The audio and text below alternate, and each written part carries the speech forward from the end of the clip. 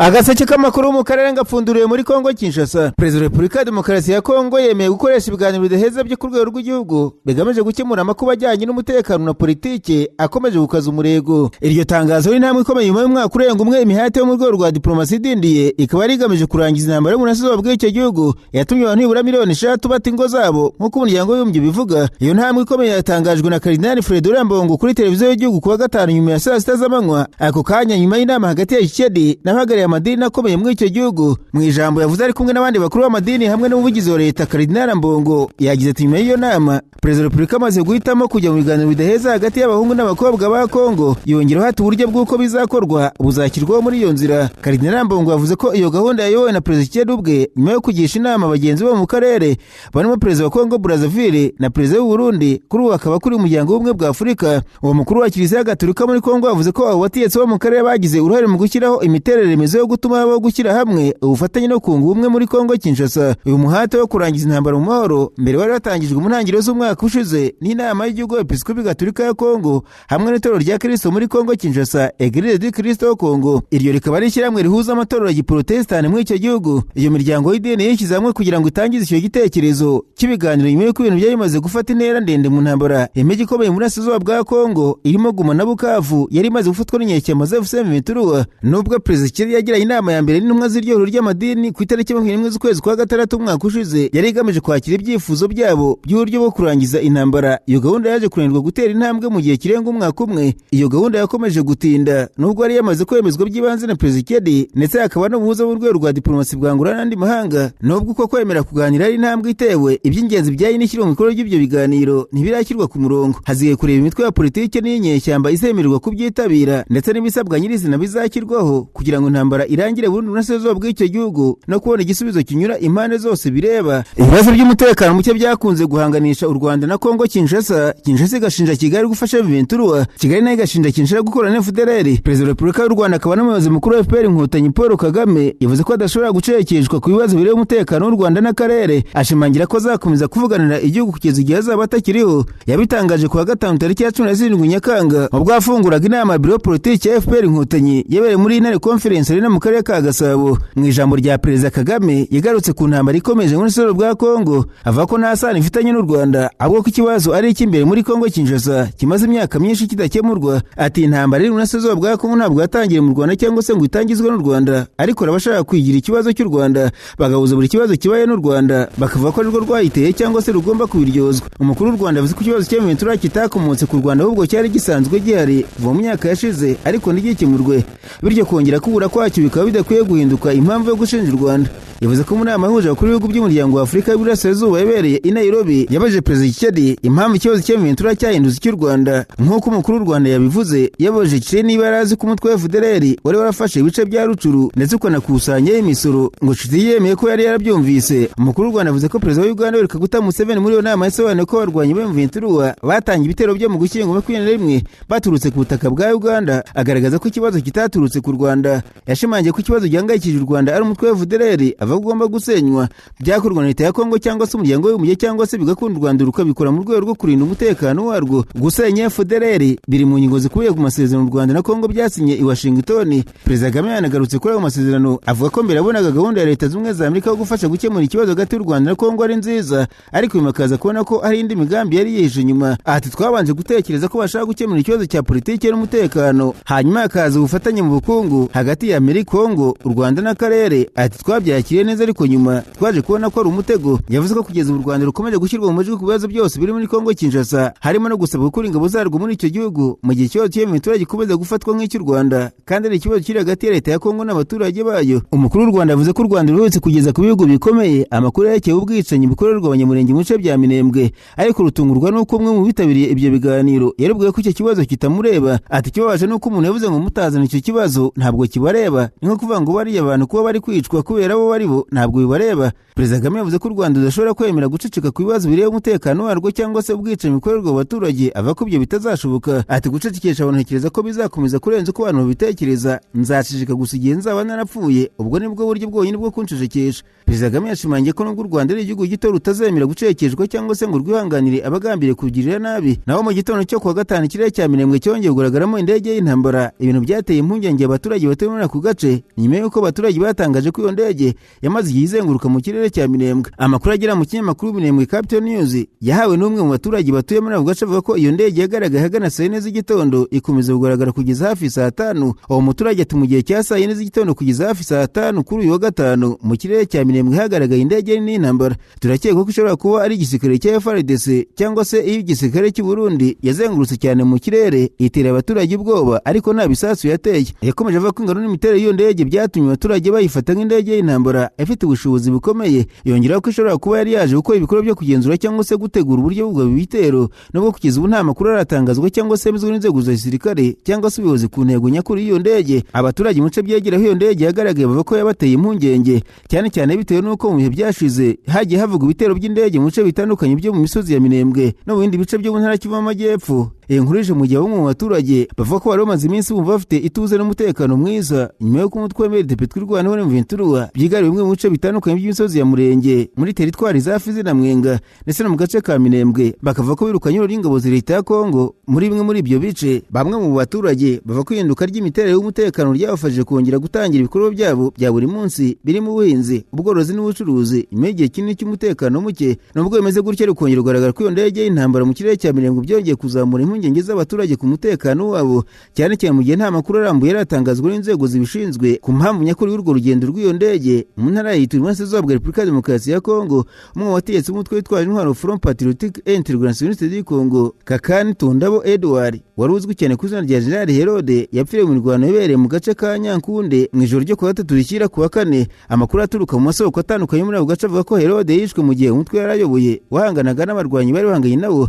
Mu gitondo cyo kuwa kane abaturage bo mu duce twa Nyankunde n'inkengero zatwo bakomeje kumva urusaku rw'amasasu rwumvikanaga rimwe na rimwe, ibintu byagaragazaga ko umutekano wari ugikomeje kuba muke muri ako gace nk'uko ayo masoko akomeza bivuga. Uretse Herode ubwe, abandi barwanyi 6 bari mu bamurindaga nabo ngo baguye muri iyo mirwano. Icyakora umwari nyawo bahitanwe n'iyo mirwano kimwe n'imiterere yayo turemezwa n'inzego zigenga zashoboye kubigenzura, nubwo ari amakuru avuga ko iyo mirwano ihanganije umutwe wa FPIC uzwi cyane ku izina rya Chini ya Kirima n'ingabo za Repubulika ya Demokarasi ya Kongo FARDC. Ubuyobozi bwa FARDC bwabihakanye bwivuye inyuma. Mu itangazo ryahise hagaragara kuwa kane, FARDC yamaganye amakuru yashinjaga kugira uruhare mu byabereye i Nyankunde mu ijoro kuwa gatatu, ishimangira ko ingabo zabo zitagize uruhare muri ibyo bikorwa nk'uko byari byatangajwe na bamwe. Urupfu rwa Herode rufatwa nk'igihombo gikomeye ku mutwe wa FPIC wari umaze gukora ibikorwa byabo mu bice bitandukanye byo mu ntara y'Ituri. Abasesenguzi bavuga ko urwo rupfu rushobora kugira ingaruka ku mikorere n'imbaraga z'uwo mutwe nubwo hakiri kare kugira ngo hamenyekane uburyo ruzawugiraho ingaruka mu gihe kiri imbere. Agataho umurambo wa Kakani Tundabo Edouard uzwi cyane nka Herode wajyana mu bitaro bikuru byo mu mujyi wa Bunia. Mu gihe iperereza ku byabaye rikomeje, inzego zibishinzwe zitezwe gutangaza amakuru arambuye ku cyateye urwo rupfu ndetse n'imiterere nyayo y'imirwano ibereye i Nyankunde. Hagati aho mu ijoro ryo kuwa kane rishyira kuwa gatanu mu gace ka Minembwe habereye igitaramo gikomeye cyo guhimbaza Imana cyitabiriwe n'abakristo ndetse n'abaturage benshi baturutse mu bice bitandukanye. Aya makuru yemejwe n'abaturage bariho byabereye bayigeza ku kinyamakuru Minembwe Capital News. Nk'uko umwe mu batanze aya makuru yabitangarije igitangazamakuru, icyo gitaramo cyabereye ku runini rw'abashuri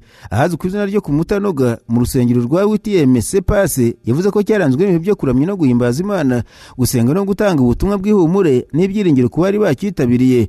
Nk'uko umwe mu batanze aya makuru yabitangarije ikinyamakuru igitangazamakuru cyabereye ku runini rw'abarashi. Amakuru akomeza ava ku gitaramo cyari cyowe na Apotre Alice, umuvugabutumwa aturutse mu Rwanda, azwi nk'umukozi w'Imana ukora umurimo w'ivugabutumwa mu bihugu bitandukanye byo muri kano karere biri mu Rwanda, Repubulika ya Demokarasi ya Kongo, Uburundi, Uganda, Kenya na Tanzania. Abari bitabiriye bavuze ko ubutumwa bwatanzwe bibanze gushima Imana, gukomeza kwizera no gusabira amahoro abaturage bo mu Minembwe n'akarere kose kamaze igihe kirekire kabangamiye n'umutekano muke. Iki gikorwa cyabaye nyuma y'igikorwa cya gisirikare cyabaye mu ntangiriro z'ukwezi kwa karindwi, aho umutwe wa MLDP twirwana ufatanyije na Ventura nk'uko amakuru atangwa nabo ku ruhande rwabo bivuga, bavuga ko birukanye ry'ingabo za leta ya Kongo rigizwe na FARDC, ingabo z'abarundi, abarwanyi ba Zalendo, FDLR mu bice byinshi bikikije santere ya Minembwe. Ayo makuru avuga ko ibyo bikorwa byabereye mu duce turimo Gakenke, Karingi, Gitavi, Bidegu, Karongi, Mushaki, Rundu n'utundi duce twinshi two muri Minembwe ndetse no mu bindi bice byo muri teritwari za Fizi na Mwenga birimo Mikenke, Biraro Mbiri, Rwitsankuku, Bwezero no kwa Murima. Nk'uko bari muri icyo gitaramo babitangaje mu butumwa bwatanzwe, hakomeje kugaruka ku kwizera ko Imana izakomeza kurinda abaturage no kubaha amahoro. Bamwe mu bitabiriye bavuga ko ubutumwa bwagarukaga ku byiringiro by'uko Imana izakomeza guhanya igihugu amahoro, ituze n'ejo hazaza heza. Igitaramo cyaranzwe n'ubwitabire bwinshi, indirimbo zo kuramya no guhimbaza Imana ndetse n'amasengesho menshi yasabiwe Minembwe n'akarere kose, mu gihe abaturage benshi bakomeje kwifuza amahoro arambye ko yagaruka mu burasirazuba bwa Repubulika ya Demokarasi ya Kongo. Ubwo kandi umugaba mukuru w'ingabo z'umutwe w'MRDP twirwaneho Jean de Brigade Charles Matama yatangaje ko yaba ihuriro ry'ingabo zirwana ku ruhande rwa leta ya Kongo cyangwa se twirwaneho ntawe ugenzura uduce turimo santere ya Kipupu cyangwa hazwi nko kwa Murima mu misozi miremire na Kivu y'Amajyepfo. Jean de Matama yatangaje mu gihe muri uku kwezi muri turiya duce habereye imirwano ikomeye. Mu cyumweru gishize twirwana ibisanzwe ufatanya urugamba na FCM Ventura yatangaje ko yigaruye santere ya Gipupu iherereye muri teritwari ya Mwenga, ariko mu minsi 3 biza kuvuga ko ingabo zuriya mutwe zongeye kuyitakaza ikisubizwa na coalition y'ingabo za leta ya Kongo. Jean Matama mu kiganiro HN za televiziyo za YouTube za Imurenye 5/5 na mu Kirambi TV1 yavuze ko twirwana igenzura umusozi yitegeye Gipupu gusa yabayo cyangwa se ingabo za leta akaba nta numwe uyirimo. Ati twageze muri Gipupu dusanga abaturage baratwakira, bamaze kutwakira dusanga umwanzi yahunze. Nyuma aho yaje kwisuganyeza gutera, tubona ko ari buze kwica abaturage, twanga kurwanira muri santere, dusubira inyuma gatoya dukaba imisozi n'ibintu byegamiye Gipupu. N'ubu ngubu Gipupu mu santere ndabizi ko nta muntu irimo. Matama cyo yavuze ko iriya santere isa n'imwe ko yatwirwane uko ingabo zabo zikora uburinzi zikayigeramo mu gihe abaturage bari bayituyemo bamaze guhunga. Abaje kugenzura agace kahazwi nko kwa Murima muri teritwari ya Fizi, uwo musirikare yavuze ko tugenzura imisozi ihareba, naho turi hejuru yaho, nta bambuka mu muhanda cyangwa se mu mazu nabo ntabahari. Matama buri ingabo zirimo iz'u Burundi na FARDC ziri kwitegura ubwo bitero byo kwisubiza uduce zatakaje, azimenyesha ko uwabitsinze ntawe yagiye, neze ko twirwana bibategereje. Ati twavuze ko wanari iwacu ntabwo tuzahava, wenda bibwira ko bazadukura mu gihugu ariko ntituzakivamo. N'ubu niba bari kwitegura natwe turi kwitegura, tuzongera duhangane, tuzabakiraho bazaza. Umuhuzabikorwa wa politiki y'umutwe wa FCM Ventura Corneille Nangaa yatangije gahunda yo gutera ibiti mu mujyi wa Goma. Yavuze ko intego ari uguhindura uwo mujyi ukaba w'isuku, utoshye kandi wihanganira imihindagurikire y'ikirere. Nk'uko FCM Ventura yabitangaje, gahunda yatangijwe mu gihe abayobozi bayo, urubyiruko, abagore ndetse n'abaturage bakomeje ibikorwa byo gusukura aho batuye, bikorwa buri wa gatandatu mu duce bavuga ko bagenzura. Iri huriro ryavuze ko ibikorwa by'isuku bidafatwa mu gikorwa cy'umunsi umwe gusa, ahubwo ko ari uburyo bwo guteza imbere ubuzima rusange, kugurura icyubahiro cy'abaturage no kubaka umuryango ugira uruhare mu kubungabunga ibidukikije. Umuhango wo gutangiza iyi gahunda Corneille Nangaa yarekejwe n'intumwa nyinshi za FCM Ventura, aho bitabiriye ibikorwa by'isuku mbere yo gutangiza gahunda yo gutera ibiti ku buryo bwagutse. Nangaa yavuze ko gahunda yo gutera ibiti igamije gutuma Goma iba umujyi utoshye. Ati twaje muri iki gitondo kugira ngo dushyire mu bikorwa gahunda y'isuku, ariko iki gihe biratandukanye kuko dushaka no gutera ibiti, turashaka umujyi wa Goma uba umujyi usukuye kandi utoshye. Yakomeje avuga ko ari gahunda yateguye gutera ibiti ku mihanda minini ndetse no mu bice bigenewe kongera amashyamba. Ati kugira ngo umujyi utoye twateguye gahunda yose yo gutera ibiti ku mihanda minini no mu bice bizaterwamo amashyamba, turashaka umujyi usukuye ufite isuku kandi utoshye. FCM Ventura yavuze ko ibikorwa byo gutera ibiti byatangiriye ku muhanda wa Sake, aho biteganyijwe ko hagomba guterwa ibiti ibihumbi byinshi. Iri huriro ryavuze ko mu byiciro bya mbere uteganya gutera ibiti bigera ku 50,000. Nangaa yavuze ko iyi gahunda izakomeza mu gihe kirekire hagamijwe gufasha mu kurwanya ingaruka z'imihindagurikire y'ikirere no kongera ibimera mu mujyi wa Goma. Bijyanye n'uko ibikorwa by'iterambere bihuzwa n'ibikorwa by'umutekano, Nangaa yavuze ko ibikorwa bya FCM Ventura bitagarukira ku byerekeye igisirikare gusa. Ati ntabwo ari umurongo wa gisirikare gusa, ahubwo ni umurongo w'iterambere muri rusange. Ibyo nibyo dushaka kuvuga. FCM Ventura yavuze ko ibikorwa byo gusukura imihanda, kwita ku bantu hahurira abantu benshi no kurengera ibidukikije biri mu byo nk'ibikorwa by'ubuyobozi bugira aho buhuriye n'abaturage. Ese aho ufite indwara zakubayeho akarande, reka nkurangire muganga Ruhumuza ukorera Kibabi muri Kongo Kinshasa. Ni umuhanga akuvura akoresheje ibimera. Muganga Ruhumuza akuvura amarozi, yaba ibitegano cyangwa se ibihuherano, akuvura karande, igicuri, igifu kidakira n'umutwe udakira, imidido ndetse n'ibindi. Umwihariko wa muganga Ruhumuza arakuvura ugakira neza kandi avura akoresheje ibimera. Mwamusanga mu mujyi wa Kibabi hirya hangaha i Masisi cyangwa se mu mujyi wa Rubaya. Waba unamukeneye ukamwandikira cyangwa ukamuhamagara ukoresheje WhatsApp, urandika akamenyetso ko guteranya 24 38 46 58 18 arakubwira uko wamugeraho, kuko bamugezeho bose bamutangira ubuhamya. Umwihariko wa muganga Ruhumuza nuko anahugura abandi baganga mu kuvura bakoresheje ibimera. Narangarije amaso ibinyamakuru byandikirwa muri Uganda. Abanyamakuru bakiza amakaramu ku mpapuro barandika. Banditswe Perezida Museveni yakiriye mu bintu by'ubunyemari ukomoka muri Tanzania. Rustam Aziz usanga ibinyamakuru byafunzwe muri iki gihugu. Ikinyamakuru The Citizen cyavuze ko guhura kwa perezida wa Uganda n'uyu munyemari mu itangazamakuru kwerekana ko Uganda yabishaka gukemura ikibazo cy'ifunga ry'ibitangazamakuru birimo Daily Monitor, NTV n'amaradiyo yafunzwe y'uyu mugabo. Ibinyamakuru byafunzwe ku itegeko rya General Muhoozi Kainerugaba, ariko amakuru avuga ko nase perezida Museveni amushyigikiye muri uwo murongo. Amakuru avuga ko General Muhoozi yasabye azizigura imigabane yose mu kigo NMG, akaba ari we nyirabyo, kandi agahindura umurongo byakoreragamo usa no guhangana n'ubutegetsi bwa Museveni. Mbere y'inama General Muhoozi Kainerugaba mukuru w'ingabo za Uganda nawe yagiranye ibiganiro na Sam Azizi, umuhungu we Sam Azizi n'abandi bayobozi ba sosiyete hagamijwe kuganira ku hazaza y'itangazamakuru rya NMG muri Uganda. Leta ya Uganda ivuga ko ifungwa ry'ibitangazamakuru bya NMG ryaturutse ku iperereza ryakozwe n'inzego z'umutekano ku mabwiriza ya perezida Museveni ririmo ingabo za Uganda, urwego rw'ubugenzacyaha n'izindi nzego z'umutekano. Inama huje Museveni na Sam Azizi ishobora kuba ari ikimenyetso cy'uko ubutegetsi bukuru bwa Uganda buri gushaka umuti w'ikibazo cyatumye ibikorwa bya NMG bihagarara, nubwo nta mwanzuro watangajwe mu gihe ibyo bitangazamakuru bizongera gukora. Hagati aho leta ya Uganda yahagaritse by'agateganyo ingendo zose z'amashuri zirimo izo kwiga no gusura ahantu hatandukanye nyuma y'impanuka ikomeye ya bisi yari itwaye abanyeshuri bo ku ishuri rya King David Junior School yabereye mu karere ka Kabuchorwa igahitana 24, abandi 30 bagakomereka bikomeye. Iri tangazo ryashyizwe ahagaragara Minisitiri w'Uburezi w'agateganyo Dr John Chrysostom Muyingo wavuze ko icyemezo gitangiye gukurikizwa ku kanya kandi ko kizakomeza kugeza igihe hazaba hasuzumwe amategeko n'amabwiriza agenga ingendo z'amashuri hagamijwe kongera umutekano w'abanyeshuri. Minisitiri w'Uburezi yavuze ko nubwo izi ngendo ari ingenzi mu myigire y'abana zitagomba gushyira ubuzima bwabo mu kaga, yasabye ko hasubirwamo amabwiriza yose agenga izi ngendo, harimo gukoresha ibinyabiziga bifite ubuziranenge, abatwara bafite uburambe, gukora isuzuma ry'ingaruka mbere y'urugendo, kumenyesha ababyeyi, kurira ingendo za nijoro no kugenzura neza abanyeshuri mu rugendo rwose. Ishuri rya King David Junior School naryo ryahise rifunga imiryango by'agateganyo mu gihe cy'ibyumweru 2 kugira ngo abanyeshuri, abarimu n'imiryango babuza babo babone umwanya wo kunamira abapfuye no gukira ihungabana. Impanuka yabaye ubwo abanyeshuri bari batagutse bavuye mu rugendo rwo kwiga gusura CP Falls. Raporo z'ibanze zigaragaza ko bisi yagize ikibazo cya tekinike, nubwo hari n'amakuru ava ko ishobora kuba yararengeje umubare w'abagenzi cyangwa se udafite ubuziranenge buhagije. Iperereza riracyarakomeje kugira ngo hamenyekane icyateye iyo mpanuka. Ubwo kandi impungenge zikomeje kwiyongera ku buzima bwa General Retired Moses Ali, umwe mu banyapolitiki bakuze kandi bamaze igihe kinini muri politiki ya Uganda, uri kuvurirwa mu bitaro bya Nakasero Kampala, aho yajyanywe mu bitaro mu ntangiriro z'iki cyumweru.